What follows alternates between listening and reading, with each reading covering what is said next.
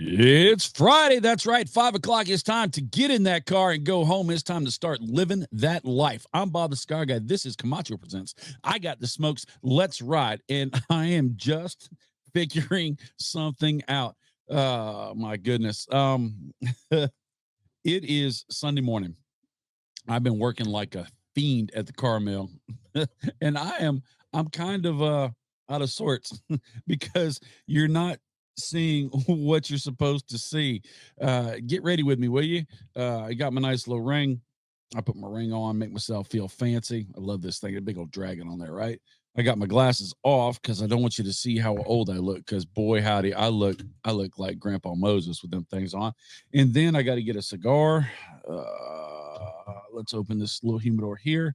Let's fiddle through this and see. I am so sorry. Blah blah blah blah blah. I hope you've had a great week at work.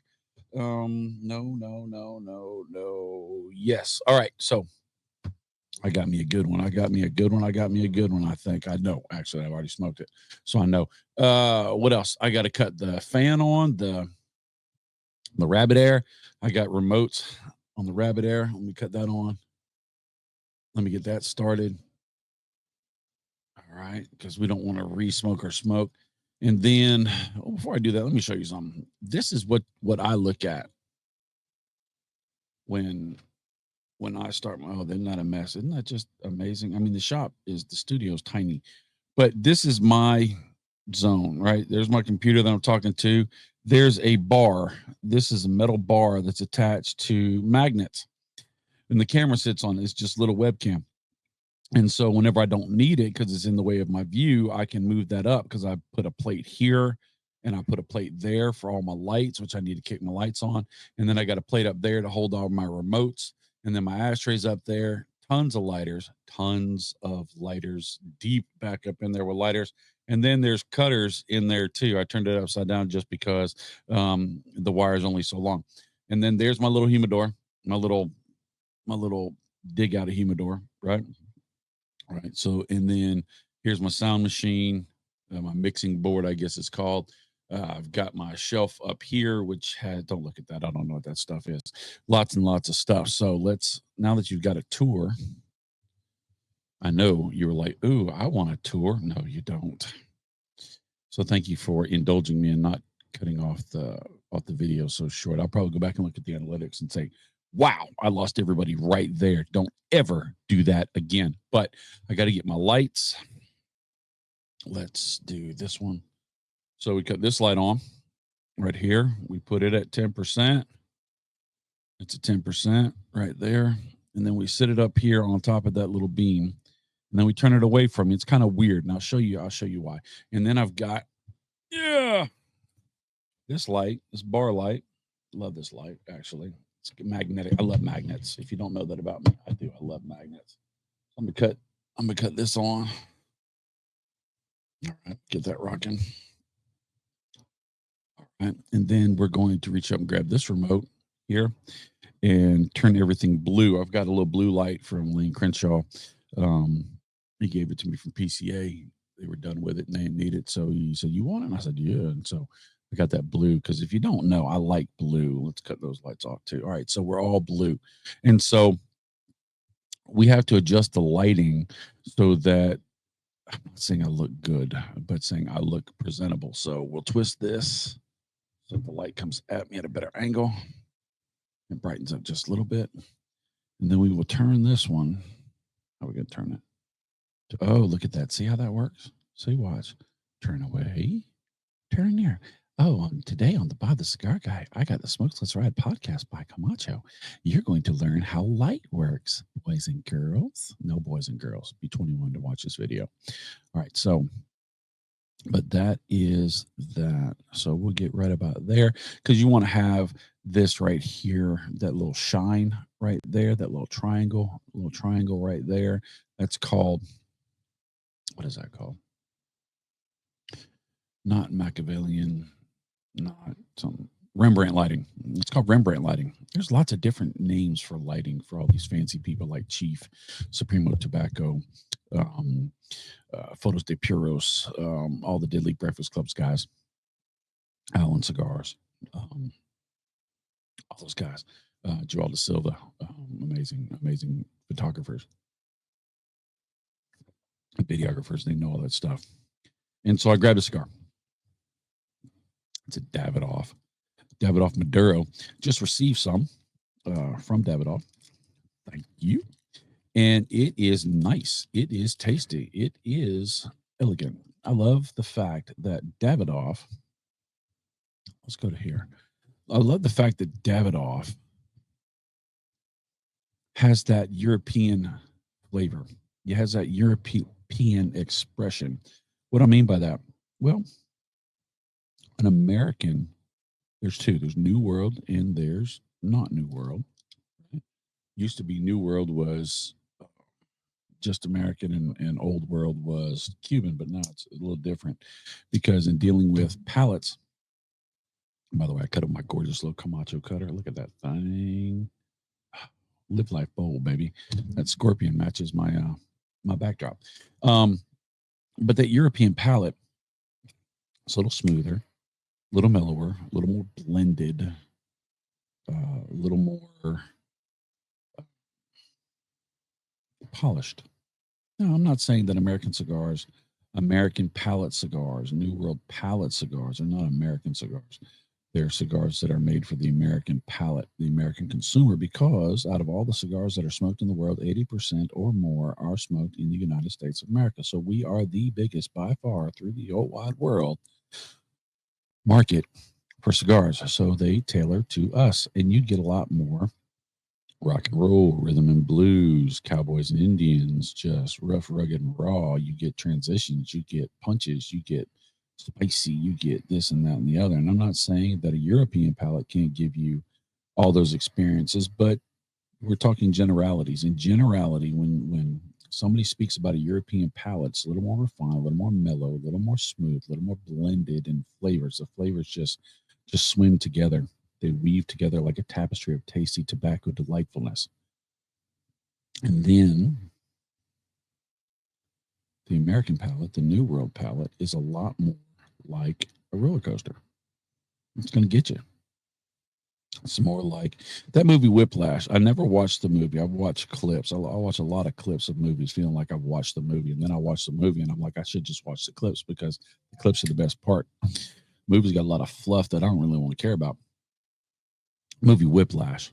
I highly recommend you watch the drumming clip at the end of the movie. This thing about there's a I don't even know. I guess it's a college that has music that is well known for their jazz.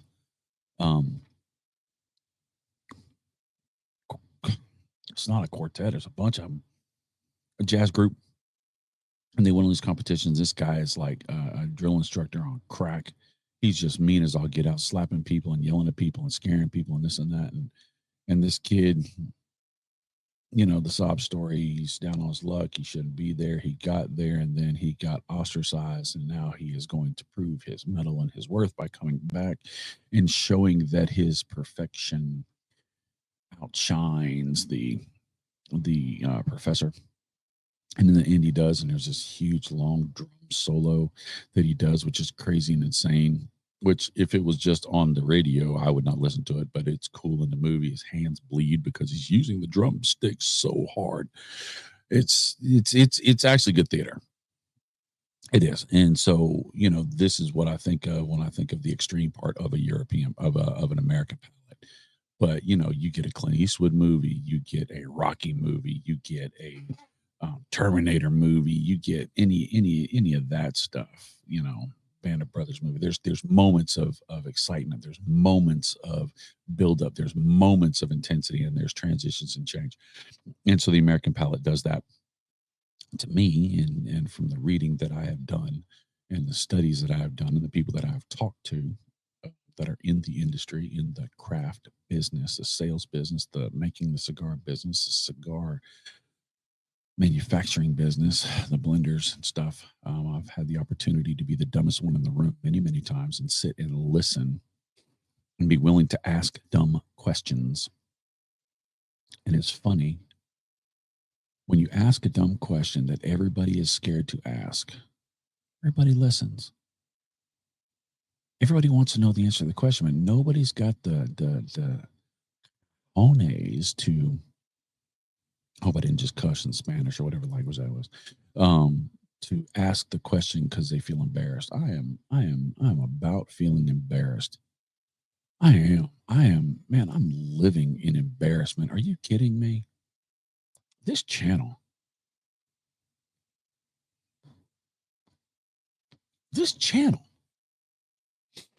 leaves me with lots of moments of humility. I put out, I'm not going to talk about Chief Talk because Chief Talk is doing fantastic. Chief is doing a great job. He's got a community and a culture every Thursday night at 8:15 that it stands with the big boys. It does. He has purposely carved it out, and he is entertaining, and he is coming up with great ideas, and he is upping his game. So good, so good. And the second Saturday with the first ladies, she's blowing me out of the water too because she's got college essay looking notes and papers, and she brings out her computer and she's following her computer, but she's doing fantastic content, so much better than me. And then here I am grinding out 250, 300 videos a year, right? And because, and I'm going to be honest, don't tell Camacho, because I grind so much, our numbers are strong. They're not super strong. We are not killing the game on numbers, right? I mean, you got Cigars Daily, who a video will put out 100,000 views. The first 10 minutes the video comes out, it's got 5,000 views. We are not Cigar Dojo, which is just freaking, they're so good. You know, we are not, there are so many others, and I'm not going to say a bunch because then I'll leave some out and I'll feel bad after the editing is done. And I'm like, dang it, I should have said so-and-so and such and such. I hope that doesn't hurt their feelings because there's some fantastic people. And then there's communities that are on live shows, and they do such an amazing job with such a great community. But like I said, don't talk about Camacho. The only reason my numbers are where my numbers are is because I grind so much. You get enough quarters, you get dollars. You get enough dollars, you get 20s. You get enough 20s, you get 100s. And so make quarters, right? Not this guy that can just hit one and let that thing just roll, right? Like the slots at Vegas when you hit it and the bell rings. That's not where I am. And so I am humbled to know that I look at a video and there's like only 75, 80 views. Now, we have some outliers. I have a video that's got like 250,000 views. One video. And the funny thing is, that video doesn't show my face, I don't think. Maybe I should learn something from that. It is how to purge your lighter. I have no clue why that video has hit the analytics the way it has, but it hits the analytics all the time. Every week. 1,000, 2,000 views. Every week. And that helps carry the channel too. And so I'm having to learn to be humble because I tried new things. We got the Camacho setup on the banners. We got the better lighting. We got the better audio. We got the better this. And I work on doing a better job. And it's not making me an overnight success, which I don't want to be an overnight success. We've always said this, and I believe this, that we want to be organic. We don't want to reach out to an SEO company and have bots. We don't want to buy views or subscribers. No, we don't make money off of this. We get money from sponsors, but that goes right back into the channel pretty much, and maybe a couple presents at Christmas for the kids. And Chief has a couple presents for the kids. You know, it's not like we're in this. It would be nice if this was our regular job, but it's nowhere close to being able to do anything like that. So if, by the way, that scroller is running around. If you like cigars, if you smoke cigars, light up a Camacho or a Davidoff or a Zeno or an Avo or a tell me, a Baccarat. Why not? But in all that saying that, I don't want you to think I need a I don't need a text or a message that says, Bob, you're great, you're wonderful. I'm not doing that. I'm not sad mouthing to get that dopamine hit, that excitement that I feel validated. I don't. I don't. I'm just saying that you have to stay humble. And this is going to be a great segue into what I want to talk about. Because a lot of my life, there's a lot of humbling going on. And through that humbling comes great success. I'm going to say greatness, but I'm not going to call myself great. I'm not. But no need to send me sympathy cards via the email or the internet or YouTube comments. I don't need it. I'm just saying. The one thing I am is transparent, and the one thing I am is honest, as much as any human can try to be. I believe, in the hopes that maybe those awkward moments, those dumb questions that people won't ask, those dumb moments that people won't talk about, maybe resonate with you and maybe help you get through life a little better than I got through. Right? My life's good, but I'm just saying. So let's put this up. Live life bold. That's right, Camacho. This is brought to you by Camacho. That's right. The great people at Camacho have brought this to you, and I am smoking the cigar from their parent company, Davidoff Maduro. Fantastic cigar. Delicious, delightful, lovely. That European palate is just rocking on my taste buds. Let's see. Man, I talk so fast or so long. I done burned it out. I done. Oh, man. That's all right. All right. So how do I retoast if I've got just a little bit? I will take my lighter, and I won't use my expensive lighters. This is Jetline that I've had forever, and I love it. It's my workhorse, but it's beat up. It is not photo ready. I mean, that thing has been in my pocket in the lawnmower more times than not. Couple reasons. Excuse me. Couple reasons is because of the shape. It sticks in my pocket so it doesn't fall out when I ride, because I'm always afraid to run over my lawnmower, because I run over my lighter with my lawnmower because I would lose the lighter, one, but also I think if you run it over, there may be a spark and it may blow up under the lawnmower, and then First Lady's baby John Deere would take a hit, and the First Lady would give me a hit. She wouldn't do that, but she would be mad. I'd be in timeout. I don't want to be in timeout. I don't get no squunches in timeout, and I like squunches from the First Lady. There we go. So I guess, it was a good thing that I wasn't ready, because that segued into something that I guess I need to talk about. This is unscripted. Maybe it should be. I don't know. It just doesn't seem right. We're together 52 times a year if you choose to watch this. My goal is 52 times a year. We're on 32 straight. I'm very proud of that. And so if you want to go hang out with a friend and they have scripts when they sit down and talk with you, do you want to talk with them for 52 times? No. That's that. But in the back of my mind right now, I'm thinking, you know what? There ain't many TV shows that are successful that don't have a script, right? They don't have a plan. They don't have some of the TV shows I watch, some of my favorite shows, you have to watch this show to understand that episode and understand the next episode. And it's all going to be scripted in advance. And this is just fly by the seat of my pants. Right. Right. Right. I hope you've had a good week at work. I hope you have. I hope life is good to you. I hope that you have something to look forward to this weekend. I hope you do. I hope you can take that time off and be intentional about living that life and filling those moments where you can live life bold. Let's pull that back off. Let's get rid of that. Okay. So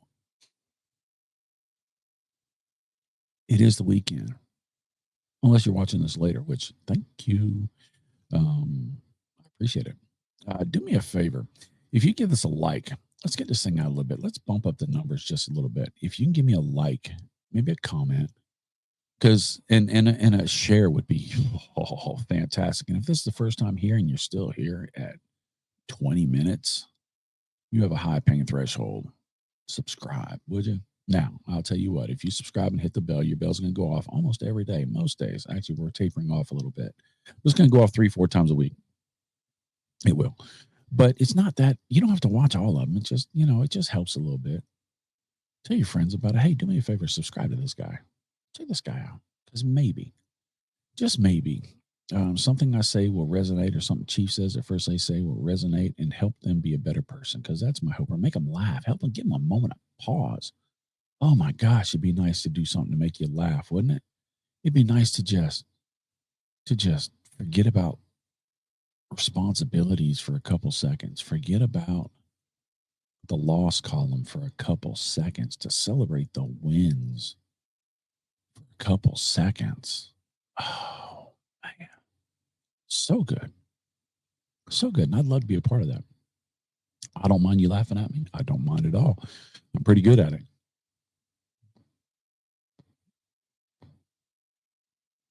But like I said, I'm pretty good at answering or asking dumb questions. I'm pretty good at being the dumbest guy in the room. And if I got the sniffles, and if you don't know, let me cut that rabbit hair up because I didn't turn up the speed on that thing. Because it's not giving me what I need.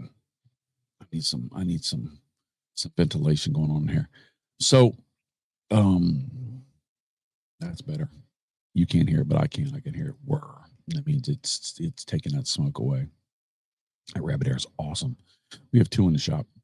We have the newest one, and then we have the A2 minus, which I have over here. It's we just got it after PCA, and it's an adjacent, it's an add to. It's really, really nice because in the beginning when we did Chief Talk, the rabbit ear is behind Chief in the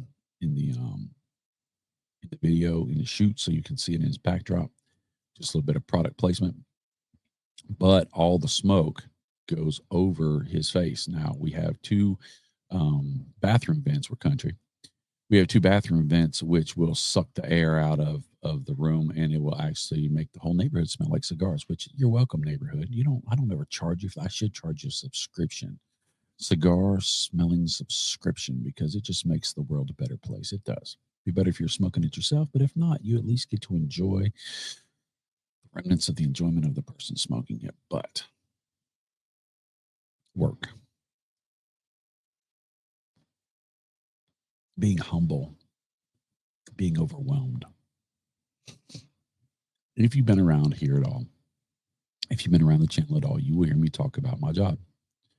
I work at the car mill, an automotive manufacturer in Greer, South Carolina, and we export more cars than any other exporter in America. And I'm proud of that. We have built over 7 million cars over the time that the plant has been there. Since I've been there, I've been a part of over 5 million cars. It's pretty cool. But what we do is we sell cars overseas from America, which means all the money that comes into the huge amount of money that generates comes into America. So it's actually, helping the country. It's not that we're just putting in the same pot. We're putting in somebody else's. We're getting it from somebody else's pot, right? Which is cool. But I work there. Chief has worked there in the past. He spent 7-8 years there. My Gracie, she works there now. Very proud of her. She's doing lots and lots of work, running up the ranks. But me, I came in 15 years ago as a contractor. I have a mechanical background. I have, let's say, a degree in mechanics, electrical, welding, machining, a CNA certificate, auto body, and I have some college degrees, which I don't use. Some regular fancy college books and polos kind of college. But most of my stuff is Votech, and the stuff I use is Votech. So I have all those degrees. I worked at a restoration shop straight out of school. I went and did some projects for a guy just to be there to do a project for a dude. And he liked me so much, he hired me as shop superintendent. And so I worked at, I was a super at a British race car and British restoration company. And then I started doing my own thing. And I ended up leaving there, they closed down, and I did a hot rod and custom. I owned a hot rod and custom shop where I did hot rod and customs for a while, restorations, collision work, everything you name it, I did it. Whatever came in, we did. And then I decided I just wanted to get a regular 9-to-5 job. The economy had turned, and I'm great at doing mechanical, welding, electric, and restoration stuff, but I'm not good at business. And so that didn't mix when the economy dropped. The plant where I was at, paper mill, dropped, or where I was at, went out of business, shut down, went to India or somewhere. And all those employees became shade tree mechanics. Everybody else got broke. And so if they wrecked their car and they could drive it, they just kept driving it and kept the insurance money. And so our stuff dried up. Restorations are hard. It's a 1 year, 2 year, 3 year job. And you take draws, you take money off of it, but it's not a steady set of pay the way that I had set it up. So we had hard times, and I had employees. I mean, it was legit business. I had employees, and so I kept paying them, and I didn't pay myself, and we were struggling. And so I had to close the shop, sadly, and get a regular job. And so I went to a job, workman's comp place or whatever it is, unemployment place, to get a job. And they were having a job fair. And there was a sign that said, race cars for a living, drive cars, test drive these high performance cars for a living. And I'm like, shoot, I had my resume with me. I was dressed up nice. So I walked up and I said, hey, tell me about this thing. And they said, well, you tell me about you. And I said, well, I ain't never raced cars, we're legally anyway, but I have mechanical experience, so I know my way around a car. And they said, what experience do you have? And I pulled up my resume and gave it to them and said, no, I can't give you this job. He says, I'm going to give you another job. You're going to work at this plant, and you are going to be a reworker, which is basically mechanic on cars that have never been driven before. It comes right off the line. If there's any problems, any issues, then I fix it. And so I started there 15 years ago, and I worked my way up. Ended up going from contractor to get hired onto the company proper, which is much better for the family. Insurance is better, pay is better, bonus is better, treatment is better, opportunities are more, and all this other stuff. And when I started there was a job that was called SVO, Special Vehicle Operations. And what they did was, the cars that this company would make that were going to photo shoots and Consumer Reports and Road and Track, and all these would have get-togethers at racetracks around the world, and they would drive the cars and race the cars so they could talk about the cars in their magazines and videos and stuff. And for photo stuff, press packages and stuff, they would fix the cars and make them perfect so they could go. And also, the brand new cars that would come down on the line every year or every whatever year when they launch a new car, those people would go to Germany, where our parent company is at, and they would get to spend weeks there and build the car in Germany and come over and be the first ones to build the car. And they would teach everybody how to build the car. And that job was nice. And it was very mentally taxing. There was a lot of responsibility, but you weren't walking the line all day long, killing yourself. And you weren't in rework running wide open like I was. It was a place you wanted to retire from. And it was hard to get a job there because that was a place where people go to retire. Our plant now, back then it didn't have that many, but now has over 13,000 people working. Not truck drivers bringing supplies, not suppliers bringing supplies, in the plant proper. Our plant is 2 miles by 2 miles square, and most of that plant is building. It's huge. It's ginormous. It's a small city. People don't even ever meet anybody that could be working somewhere else. You could be working in the same place for 20 years and be at one end of the property and never meet the other person. And now we have satellite plants that are going out that do all sorts of things as well. So it just keeps climbing. This company employs over 60,000 people in South Carolina. for suppliers and for drivers and trucking companies and this and that. So we have a big impact.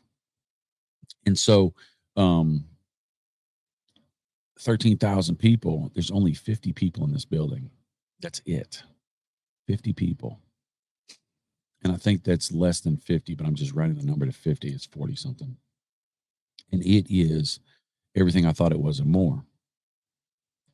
It is amazing. So I told myself when I saw that 15 years ago, I said, that's where I want, that's my end goal. I want to end up there. You can't get any higher up in my skill set than that. And I want to ascribe, I want to strive for that. And so my journey has had lots of twists and turns, 15 years. And because of the work that I put in the past has given me a reputation to where they say, you know what, this is a guy, give him a shot. Now,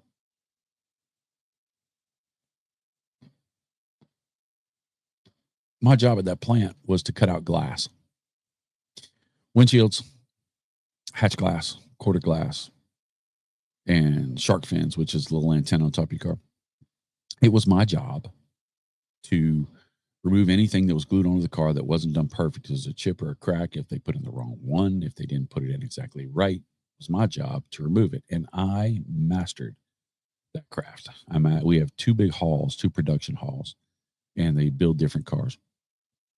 And I became, I became the guy, one of the guys. There's another guy that works there. He's amazing too. He's been there forever. But we basically, they turned it over to us and they let us go. And they just said, y'all do your thing because y'all are going to do it better. And we tell you to do it anyway. And I mastered it. And then a guy up at the other hall retired. They sent me up there and they said, now you have to learn all these new cars, which I had the skill set, but I didn't have the little nuances for each one of these new cars. And so I said, okay, who's going to train me? They said, nobody. That guy retired. We only had one. So I had to literally start walking back to the line and learning how to build the car, and I build the car.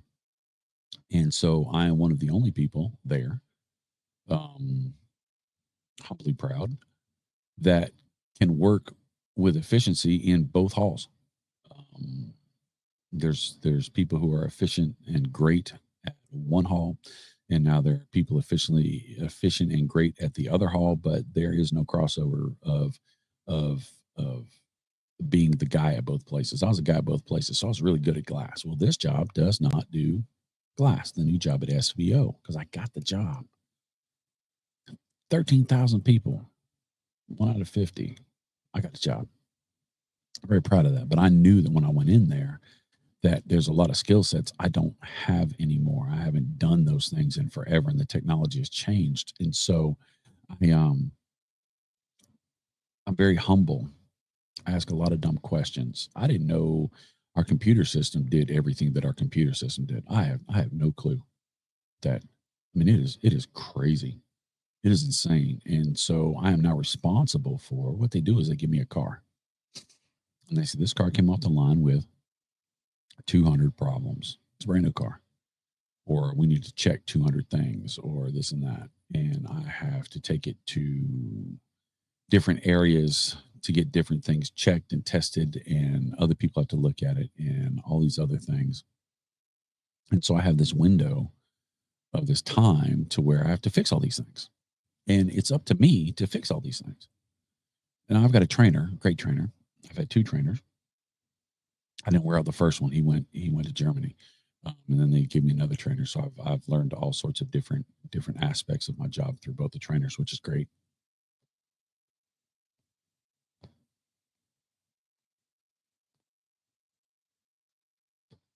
But in the beginning of training, they'd basically say, this is how we do this. They'd give me small little tasks, and they would do the task, and I kind of watch, and they show me how to get on the computer and do this. Or if we had to go down to put the car on a test line somewhere at one of the halls, they would say, okay, this is how we cover the cars. Because you have to cover the car. You have to, nobody can see it, right? It's hush hush, right? And so we cover the car, and we would take it there, and we would do the job, and they kind of introduced me to people. But I always had a babysitter, basically, so I didn't screw things up, and that's cool. So the first thing I did was learn how to unlock the cover of the car and roll up the cover to where it was easy to roll up and easy to reapply. Sounds stupid, right? That's dumb, but no, it's not, because you got to put that cover back on, or somebody else has to put that cover back on. And if you just ball it up like a big old ball, then they got to fight with it. So I'm going to do the best I can do with the little that I know. I started off literally knowing how to push a broom, knowing how to take out the garbage, and knowing how to put on a car cover. And so then they would take over processes, and they would teach me processes. And then I would have to do little bitty processes, like 5-step, like the little cheap Lego sets where you build the Lego people. I was at that level where you looked at the diagram and it has 4 steps, and you put the legs to the body and the body to the head, and you turn the hands right, and you put the little pointy shovel or whatever accessory comes with it, and then you succeeded. I was at Lego man level. Shout out to Rod Malgeo. And then they slowly built me up to the small Duplo blocks of processes, and now we are at the point to where we are doing the Millennium Falcon, right? That 4,000 piece, all the same color Lego project, right? That huge thing. And so it's overwhelming. It is. It's very humbling. My trainer loves his job. He does. He does. And he's great at it. He's phenomenal. He is the go-to guy. So when they send cars, they don't just send one car, they send a couple of cars. Well, they send him tons of cars, and he ends up getting the hard cars, which is fantastic. Even though I said I'm overwhelmed, it is fantastic because you can't grow in comfort. If I got something from a group of people and they're not doing the hard stuff, then I'm never going to learn the hard stuff. And then eventually I'm going to have to get into the hard stuff by myself. And then I'm going to struggle. I'm struggling now when I'm supposed to struggle because I'm being humble. I'm allowing myself to be the dumbest person in the room. I am. Now, there are moments of shine to where the glass guy, they have a glass guy on press team, and he's on vacation, and he knows me. We've worked together. And so they actually are having me do some glass. And so when it comes time to do glass, Bubba, I pull my tools out like I'm about to interrogate somebody, and I just get to work, and people stand there and watch because they don't do glass. I've got great skill sets for that, but that's not needed except in extreme circumstances.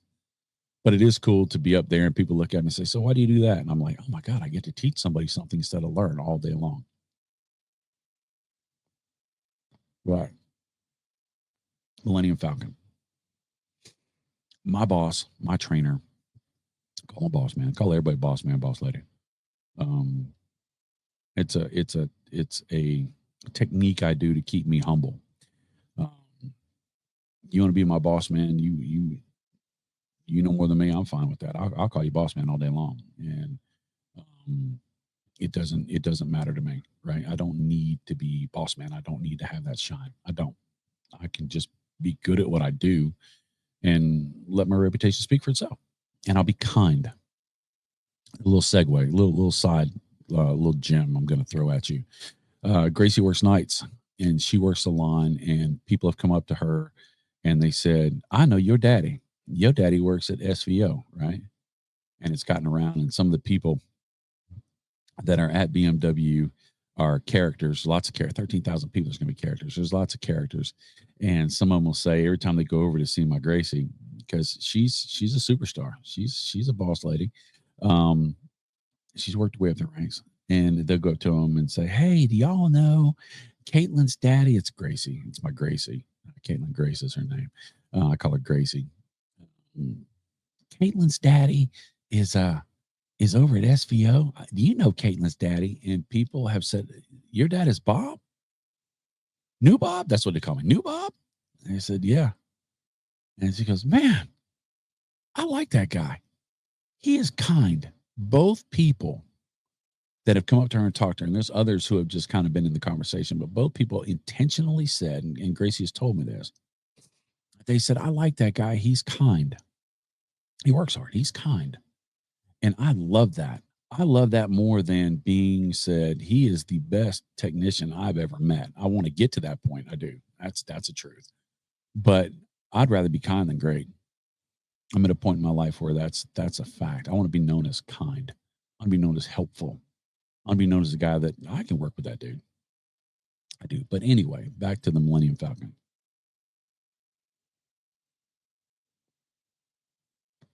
We have a large list of cars with a list of defects, lots of things need to go where, lots of moving parts. And boss man works all the time. I'm putting in 12s almost every day, 6 days a week. We would have come in today's Sunday. We would have come in today, but boss man said, we can't, big boss man, green shirt is what they are. They wear a green shirt. There are section managers. Boss man said, they're not letting us work Sundays because Sundays is double time, right? Because I was going to kick him in the head and make that big check. But Monday through Saturday, we've been working 12-hour shifts. Everybody else will go home. We'll stay work. And so I've learned a lot. And so yesterday, boss man said, okay, we need to do X. He took me to the back of the car, the inside of the back of the car, where all the computers are. This car has computers and wheels. That's all it is. It's ridiculous how much technology is in these cars. So many pieces and parts and so many wires and so many things, and everything has to go exactly to the right place. Everything. It has to be in order. It has to be in routing, or nothing fits. It's really crazy. Stacking stuff on top of stuff. So if you mess up on step 1, like in a Lego thing, by the time you get to step 212, you figure out that piece was wrong. You have to take off 211 pieces to go back to fix that one piece to put it all back together, which I've done.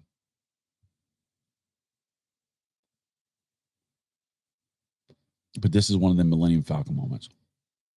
And he said, I need you to get to this part because we need to tighten a single nut. We need to torque off a single nut. Torque is a measure of tightness. It's called Newton meters. A measure of tightness to make sure that bolt is, and that nut is secure to an amount of force to where it won't come loose.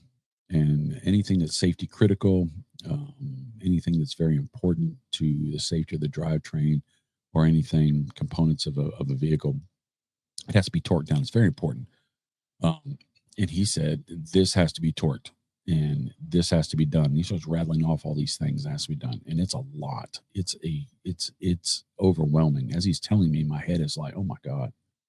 All right, well, at least he's here. And he goes, okay, you take care of that. I've got to go down to one of the assembly halls and take a car to such and such and so. And I'm like, he's leaving me here by myself. Everybody has gone home. There's nobody in the shop where I can ask for help when, not if, but when I get in over my head.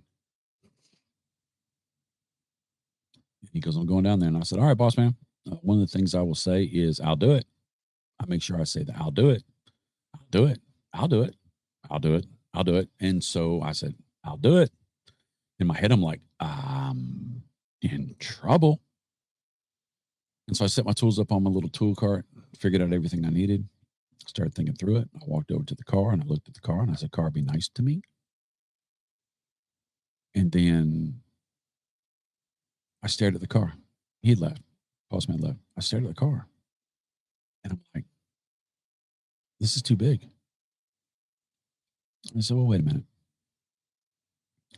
The first process I have to do is take off the outside interior of the car so that I can gain access to it. Do I know how to do that? Yeah, I know how to do that. All right. I'll do that. So I took that off. And I said, okay, the next step I'm going to have to do is to access. I'm not going to go into the technical.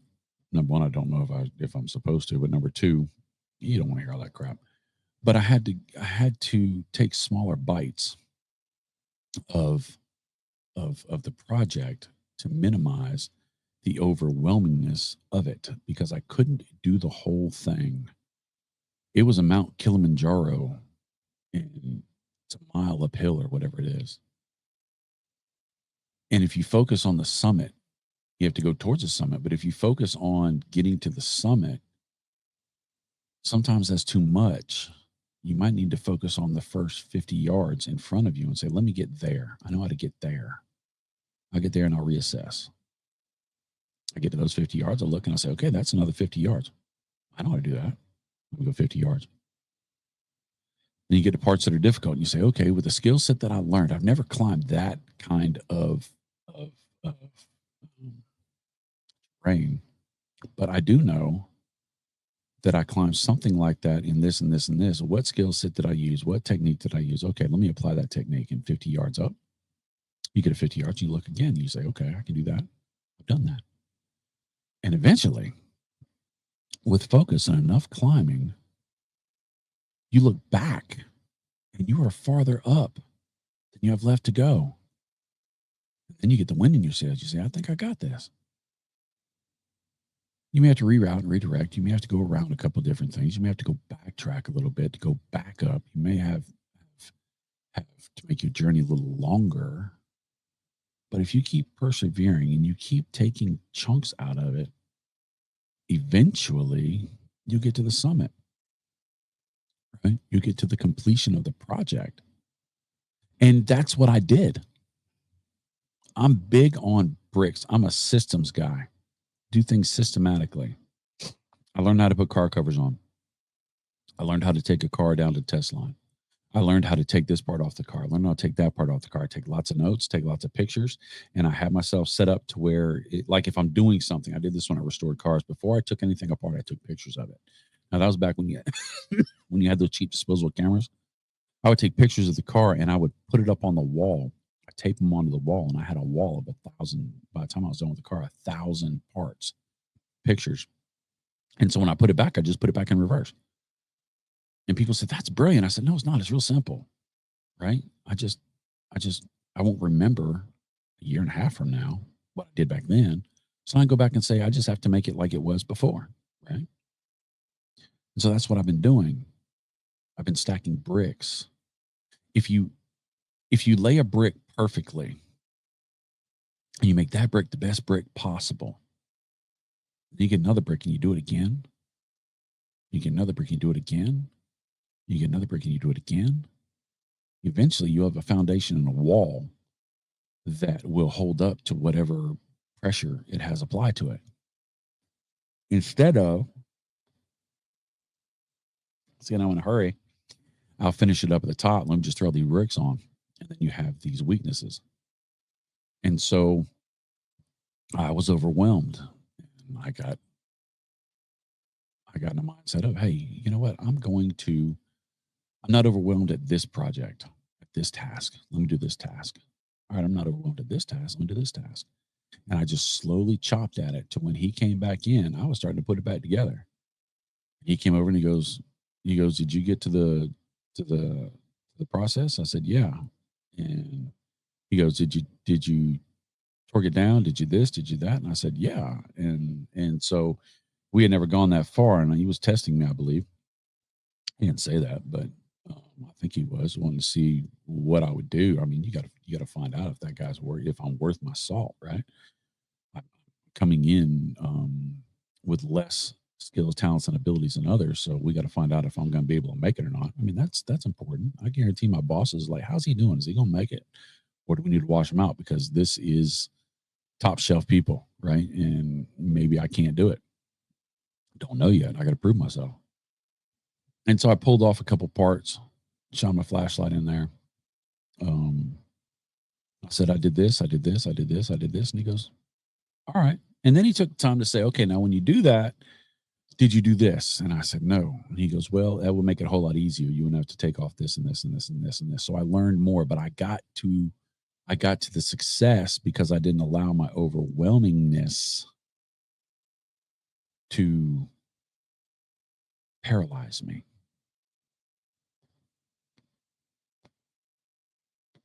So if you're listening to this podcast, I hope you are.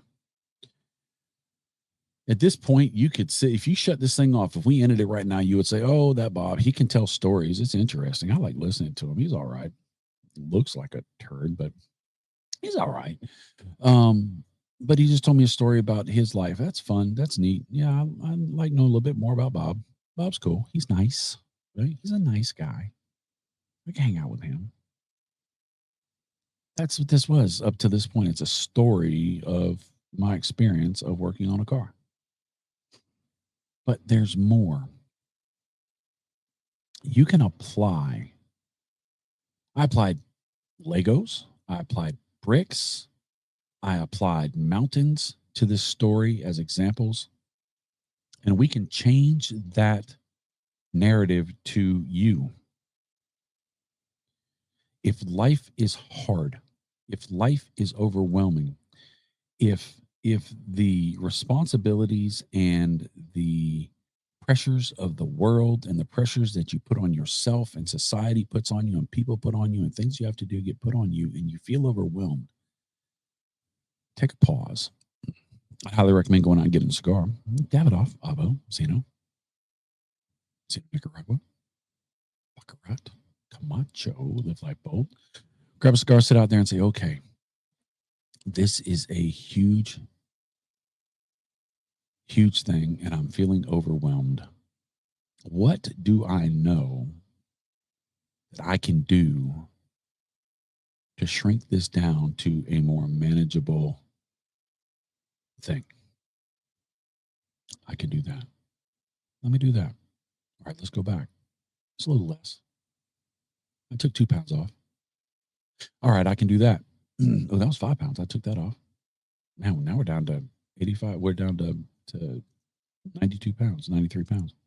Oh, that's a 20 pounder right there. We're at 72 pounds. I can about carry 70. I can carry a bag of dog food. That's 50 pounds. So let's get down to 50 pounds. All right, what else can I fix? Boom. Let me deal with that. I'm having bad thoughts in my head. I'm having a struggle.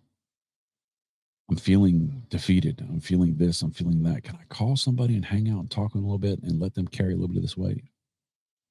And then all of a sudden, like that mountain, you turn around and you look back at that thing that was just overwhelming and insurmountable that you could not get to.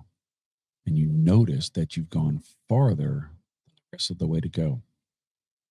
And then, like I said earlier, you get the wind in your sails and you're like, you know what? I can handle this. I've got some successes under my belt. I've got more success to go. Let's go.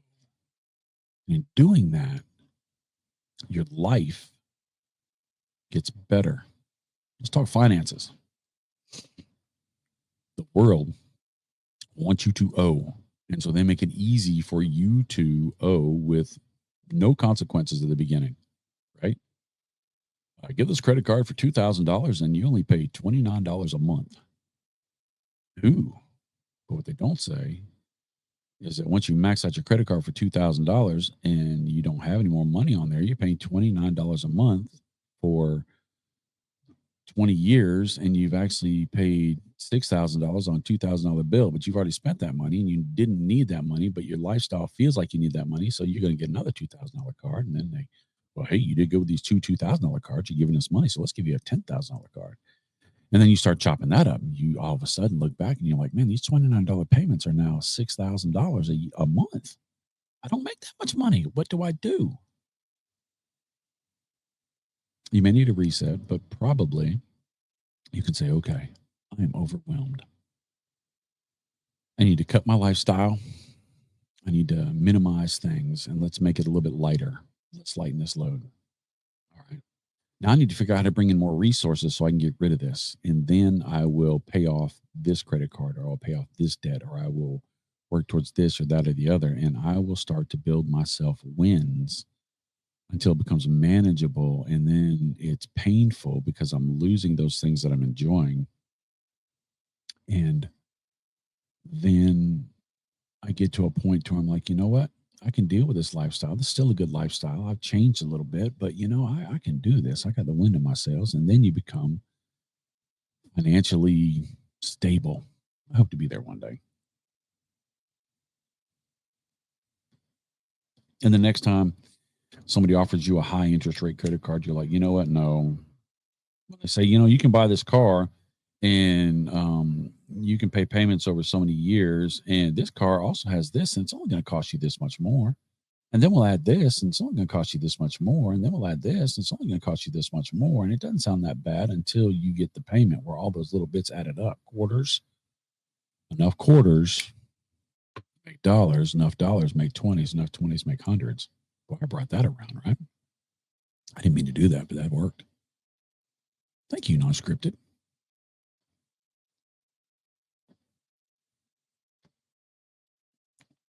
But then you become responsible. You change your mindset. And then you become successful because you're like, I can do this. I think too many times in people's lives, they don't take the opportunity to try to chop it up. They feel overwhelmed and they say, sadly, they say, there is no way out. There is no way to do this. I am just going to check out. I'm going to end it. I can't stress to you enough how important you are and how you make the world a better place and how the world, there's a part of the world that wants you to have the best life ever for as long as you can have it. And leaving early is never the right option. It's not, because even though it seems overwhelming, you can get help. Even though it seems overwhelming, you can chop it up in manageable bites, and you can do it no matter what consequences you had, no matter what things you did in the past, and the consequences you have to carry. Those consequences aren't as bad as clocking out. Except at work. Now it's Friday and you clocked out. You're almost home. Man, we got through this good. My goodness. I don't think I did any ums or uhs, and I hope you like this video. I did. I do. I mean, I do it. It's partially cathartic, right? Partially so I feel like I have friends, right? Partially because I just want to work a lot. I get enjoying out of being with you. But hopefully it was valuable to you. But clocking out of work, and it's Friday. It's time to clock out. It's time to get on the other side of that door. Get out of that car, that truck, that vehicle. Shut the door and get inside that house and get to living, get to loving, because people love you. They do. And you love those people. You do. That's where the batteries get charged. That's where life happens. We work so we can live. We don't live so we can work. So enjoy your time intentionally this weekend, because Monday's coming. It is. It is. Just like the sun's coming up tomorrow, Monday's coming soon. So make sure that you take time for yourself. Get some stuff done. Get some chores done. Get some honeydew done. Go see the people that you need to see, whether you want to see or not. Go see the people that you want to see, but take time for yourself. Make those moments. Take a piece, take a pause. And if those pieces and pause are something you need to take for yourself, might I suggest you take a cigar along with you, maybe two. Camacho, Avo, Davidoff, Sino Nicaragua, and that's right. That little Baccarat, I still need to get me some of those. But I got to tell you, I'm glad we had this chat. You talk a lot. You do. I probably get a word in edgewise, but thanks for listening to my story. I do want to get better. So if you've gotten this far, and you would, leave me a comment of, this is valuable or this is a waste of time. I'm just listening to this because I'm committed to you and to the channel, and I'm going to watch it. I'm going to watch it if you read the phone book. So I don't want you to have to struggle going through these videos. If these videos, this format, this thought process benefits you, let me know. I'd love to know. And if it doesn't, please let me know. So many people have given me great comments about lighting. My lighting was bad. I need to fix my lighting. My audio was bad. I need to fix my audio. My camera angle is bad. Somebody give me some information on that, and the microphones and all this other stuff. And I will eat that up, because I don't mind being the dumbest one in the room. Eventually, you find a different room, and then you're not the dumbest one. But it's time to go. It's 6 o'clock. Show's over. I'll see you later. Man, I love you. Have a great week. You earned it. You deserve it. Enjoy this weekend. It's yours. Go get it. I love you. Later, Tater. Good stuff.